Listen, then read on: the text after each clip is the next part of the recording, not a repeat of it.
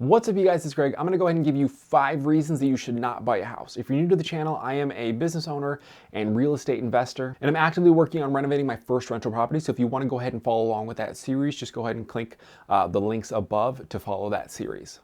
Number 1 would be if you don't have money for a down payment, you probably shouldn't be in the market for a house. Now, let me be clear.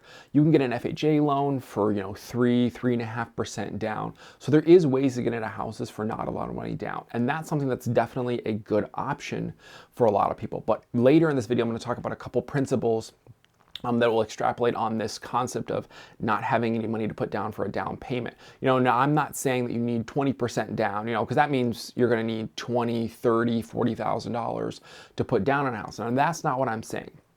I mean, literally, if you only have a couple $100s. So it is good to have a little bit of savings. And number 2 is that there's buying fees that nobody really talks about. Things such as inspections, appraisals, loan fees, title, notary, and the biggest of all is transfer tax.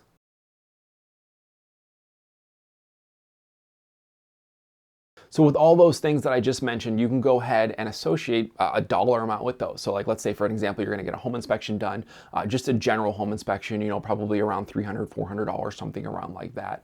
The loan fee will probably, the loan origination fee will probably get rolled into your loan. So let's talk about transfer tax for a second. So let's say, for example, the person paid, or the current homeowner or the seller has paid for the taxes of that entire year for that property. They paid them in January. Well, they're selling the property and you end up taking possession of the house in August. You were responsible to come up with on the spot money for the taxes between August and December. So let's say that the property tax for that property was $6,000, then you have to come up with an extra $2,000 just to cover the rest of the year. And you have to be ready to pay the $6,000 tax bill in January. So make sure that when you're budgeting for a house, you just plan for all of these expenses and have a little bit of capital set aside for those. So number 3 of why you shouldn't buy a house is it isn't necessarily cheaper to buy a house than it is to rent. Because let's say, for example, you're renting at $1,000 a month, and then you go on Zillow and you see that you could purchase this house for X amount down, but then your payment monthly would be $800 or so. But what that is saying is it's just taking into account the estimated, principal and interest, and then it might be estimating your taxes, but Zillow's estimator of taxes is never really correct. So that number, that $800, is a general idea, but it's really not the exact budget that you'll need. So it's actually not cheaper. And next is insurance. Obviously, you're going to need homeowners insurance. You can kind of get away without having renter's insurance, but you definitely need homeowners insurance. So that is another cost associated with that, as well as maintenance, just general repairs, patching paint, plumbing, small drain stuff like that. And then actual repairs, you need to have some money stored aside for that. Let's say, your heater goes, your roof starts leaking, or, you have a window that is leaking and it ruins drywall, or whatever that may be. You need to have money set aside for that to be able to pay for that. Because in an apartment, you can go ahead and just call the apartment manager and they'll just send a tech out and they'll fix it free of charge. But when you're a homeowner, all of that relies on you. It's either paying to have somebody else to do it, or you're learning how to do it yourself and still having to buy the supplies.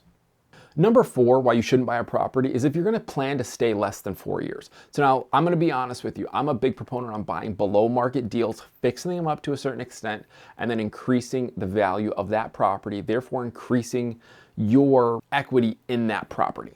But let's say you're not going to do that and you're just going to go in and buy a move-in ready house at market price. There's a couple things you got to look at versus renting. So 1, you have taxes, which is something you're not going to get back. 2, you have insurance you're not going to get back, which are things we've already talked about. And 3 is maintenance and repairs that you're not going to get back unless you redo a whole bathroom or redo a whole kitchen. But let's be honest, if you paid market price for this house and you go and spend all this money to redo a bathroom or a kitchen, you only have so much that house can go up because of the neighborhood that it's in. And next we have seller's commissions. And honestly, this is going to be a big one for a lot of people.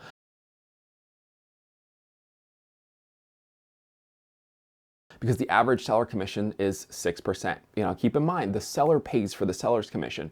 The buyer does not. So what the seller does is they pay 3% for their realtor and 3% for the buyer's realtor.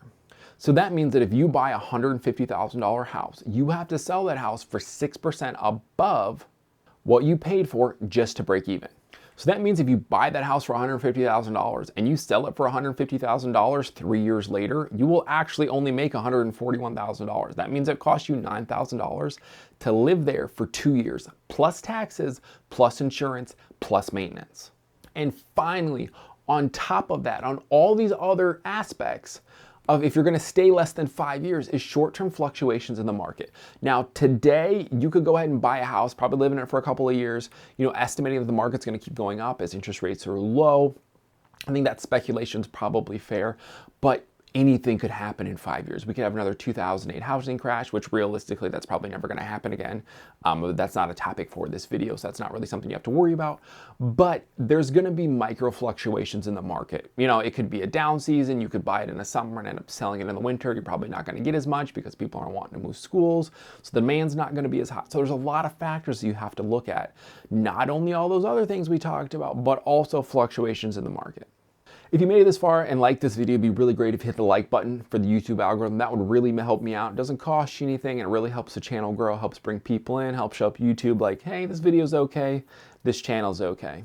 And last but certainly not least, at number 5, if you don't have a reserve, I would suggest not buying a house. When I say reserve, I mean just an emergency fund. Because let's be honest, when you're renting and you can't make your payment, you can just move out, you break your lease, you cut your losses and you move on. But when you're a homeowner, you don't really have that option. You either have to sell or you get foreclosed on if you can't make the payments. So it's good to have an emergency fund, and keep in mind, it's for emergencies.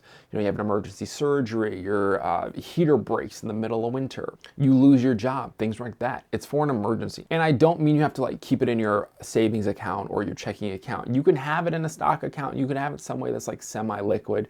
Honestly, something like that, I wouldn't keep tied up in real estate or bonds or something that's not necessarily as liquid. I would like an emergency fund to be able to be accessible within a couple of weeks or so. And I think that these are all very big topics. I think if you were to go ahead and do everything in this video, it'd really make your homeownership experience a lot better. Because honestly, these are a lot of things that I did not do when I bought my first home. If you don't know that story, I'll link the video up here. But basically, we bought the property, really couldn't afford it. We just bought the property that we could and ended up fixing it up and selling it for a massive profit, which we were very fortunate about. But a lot of these costs I was not able to budget for because I didn't know anything about them. I didn't know that the insurance would be so high or that the utility bills would be so high. Because when we went from an apartment that had a brand new heater and air conditioning, then you move into a house that has an old heater and air conditioning, your utility bills were going to go up, but we didn't have any money to replace it and things like that. So this is the video that I wish that I had a couple of years ago.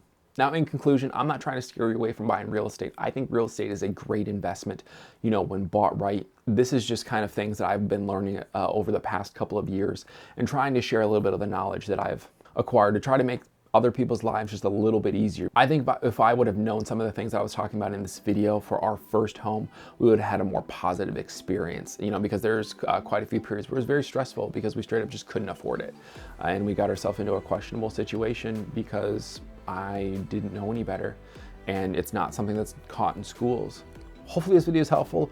Hopefully you enjoyed it. If you made it this far, it'd be really cool if you hit that subscribe button down below. If it's red, it should be turned to gray because YouTube's telling me that 97% of the people that watch these videos aren't subscribed. So that'd be really cool if you'd go ahead and hit that.